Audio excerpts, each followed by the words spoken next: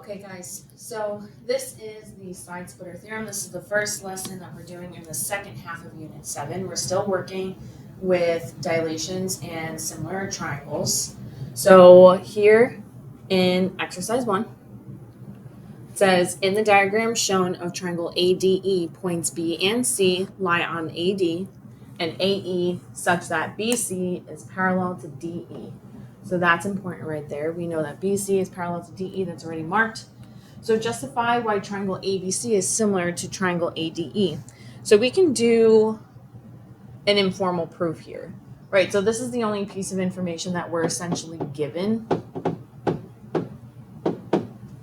So we're going to assume that that's what our given statement is. And I'm going to just go along, like I said, informally to complete this proof. So if we know that we have those parallel lines here, again, if we're trying to show that two triangles are similar, you would use angle. That's our best friend when we're trying to use, when we're trying to prove that two triangles are similar to each other. So I'm going to look for two pairs of angles. There are 3 pairs here, but you only need 2. You do not need all 3, just 2. So from those 2 segments being parallel to each other, I can see pairs of corresponding angles. So there's corresponding angles at 1 and 2. That's one pair. There's also this pair with 3 and 4. Or you guys could also have angle A, which is reflexive. So it's really whichever pair you guys see first. Some of you see the reflexive first and then go to corresponding, or some of you see that there's parallel lines and you choose both pairs of the corresponding. So here I'm going to just choose both pairs of the corresponding. So I'm going to say for the first one here, we're going to say angle 1 is congruent to angle 2. And then I'm also going to say that angle 3 is congruent to angle 4. That's just because they're corresponding.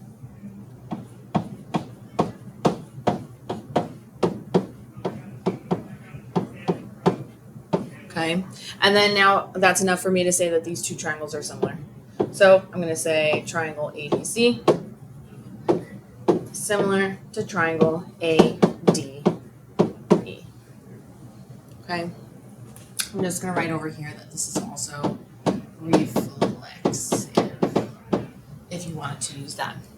Okay, looking at part B, we're given some measurements here. So let's set that up. We've got AB is 6, AD, so the whole side here, that's 10. AC is 9, and we need to set up and solve a proportion to find the length of AE. So A to E is what we're looking for. And then we're also going to find the length of CE. So we're going to find the length of this guy afterward. So I'm going to set up proportions here. Right now I have the small and big triangle pretty much measured out. So I'm going to do it like I usually do, where my habit is putting the small information over the big. So I'm going to put 6 over the 10, right? You got the small side AB over AD, which is the big side, equals the small side, which is 9, over the big side, which is, I'm going to just leave it as AE.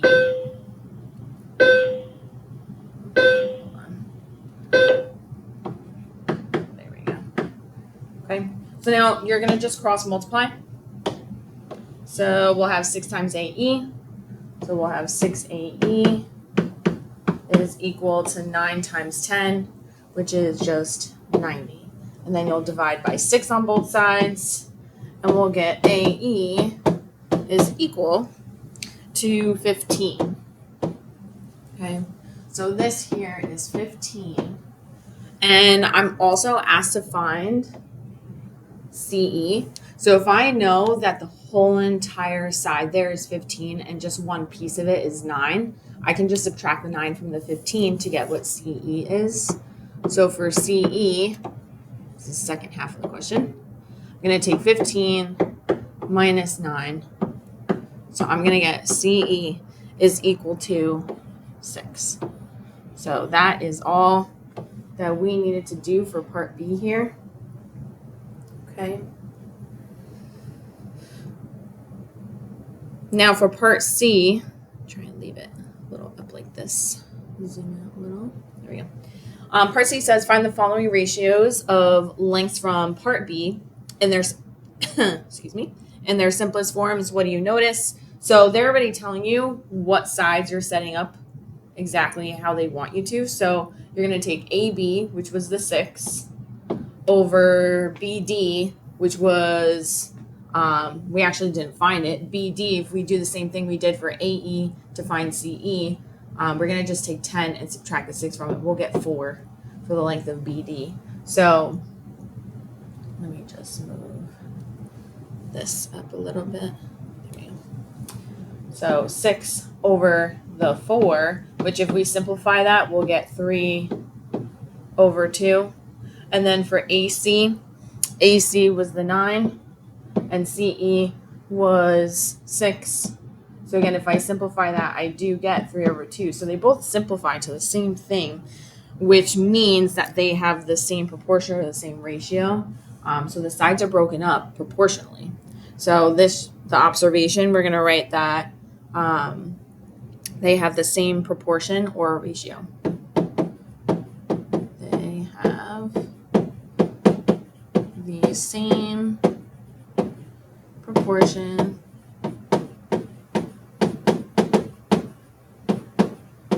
ratio. Okay, so that means that the sides are proportional, which is exactly what the Side-Splitter theorem is. So the Side-Splitter theorem is telling you that if you take the 2 pieces of one side of the triangle and set it equal to the 2 pieces of the other side, they're going to be proportional to each other. Okay, so you need to have that parallel line there, though. So the regular Side-Splitter theorem, we did the vocab yesterday. The Side-Splitter theorem itself says that you need to have that parallel line there, and then you can say that those parallel lines split up the 2 sides proportionally. And then the reverse was that if the 2 sides are proportional, then you can say there's that parallel line there. So we're actually going to take a look at exercise 2 right now.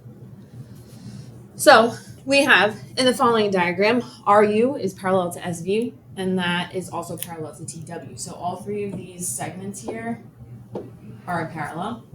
They're telling us RS is 15, VW is 6, TZ is 25, and WZ is 15.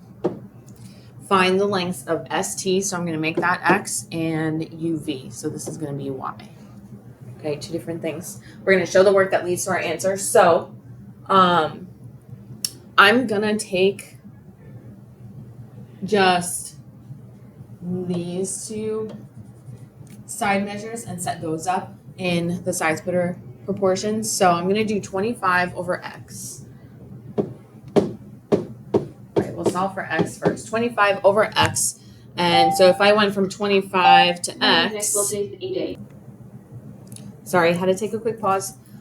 So just going back to it, we're setting up the Side-Splitter theorem so that we can solve for X first. Just because we have this 25 and the 15 and the 6 here and only one missing side that we're solving for. So that's what we're starting with so that we can move forward after that. Get rid of this. So if I have 25 over X, I have to repeat that same pattern with the other pair of sides. So I'm going to do 15 over 6. Okay. So just by doing that, I'm going to cross multiply like normal. Let's do this. We've got X times 15, which is just going to give us 15X. And that'll be equal to 25 times 6, which is 150. So from there, divide by 15, we'll get X equals 10. So that's X. So I know that this equals 10. And then now I'm going to repeat that same pattern to help me find Y. So now I can actually use that 10. I'm going to use it as 10 over the 15. Remember, we're using the parts of the sides. The Side-Splitter theorem says that the parallel lines divide the sides proportionally. So we're just using the parts. We don't have to worry about the big triangle over the small triangle and all that. So it's okay to use the 10 over 15. And again, repeating that pattern with the second fraction, we're going to have 6 over Y. And then again, you're going to just cross multiply. So we've got 6 times 15, which is going to give us 90, equals 10 times y, which is just 10y. And then divide both sides by 10, and we'll get y is equal to 9. So now we have both of those measures that we needed. Okay, so that was using a side-splitter theorem. So let's take a look on the back now, because we're going to see the opposite, right? So the side-splitter theorem that we were just looking at was just showing us that, again, if we have these parallel lines here, then we can say that the sides were divided up proportionally. But now we're taking a look at the reverse, where we're going to see that the sides are divided proportionally. So now we can say that the segment is parallel to the third side. So with exercise 3, we have in the following diagram, points B and D lie on AC and AE such that BD divides AC and AE proportionally as shown. So the measurements are already marked for us. Part A is asking us to verify that AB over BC is equal to AD over DE. So just set up the proportion with those numbers plugged in. So we have AB is 10 over BC, which is 8, is equal, let's simplify that. So 10 over 8, that's going to simplify to 5 over 4. And then AD is 15 over DE, which is 12. So the highest number that comes out of that is 3. So 15 divided by 3 gives you 5, and 12 divided by 3 gives you 4. So yeah, those two are equal. We verified that. So now part B is asking us, is AC over AB equal to AE over AD? And then if so, what is the common ratio? So we're going to just do the same thing that we had before and just see if it's equal to the same thing. If it is, that's what our common ratio is going to be. So AC put together is 18 over AB, which is 10, right? So this is big triangle over small. So 18 over 10, that simplifies to 9 over 5. And then AE, put these two together, we've got 27. So we'll have 27 over AD, which is 15, which again simplifies to 9 over 5. So that is what our common ratio is, the 9 over 5. Okay, so yes, they are equal to each other, and our common ratio is 9 over 5 here. So for part C, this is talking about the dilations again. Okay, so it's asking you, give a dilation that would show that triangle ABD is similar to triangle ACE. So here, we have what the common ratio is. This is also our scale factor. So that we already found.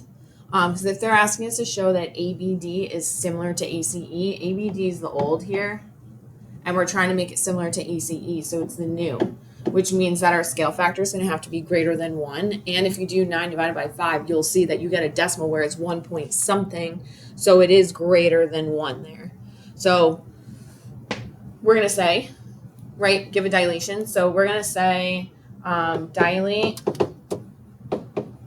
triangle ABD by K equal to the 9 over 5. And then our center of dilation is again the point that doesn't move. So A did not change between the two triangles. So we're also going to say with a center at A.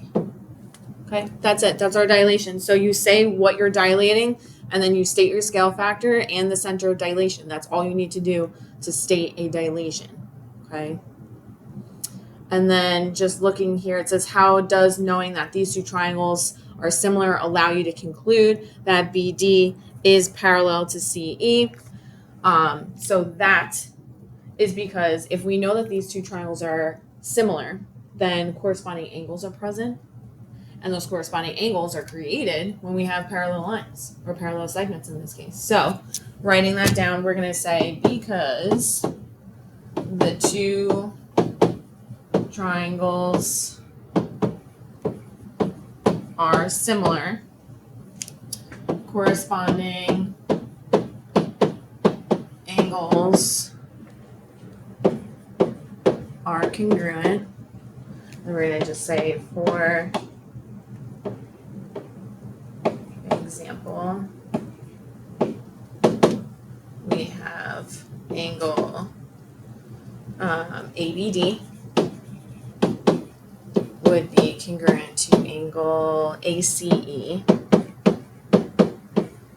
Okay, and then therefore the three little dots BD parallel to CE. Okay, boom.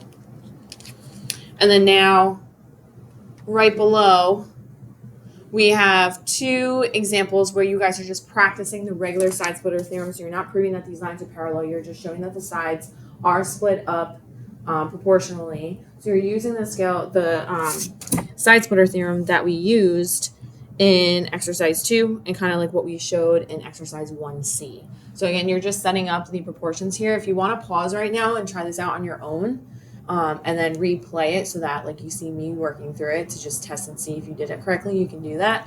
If not, you can just follow along.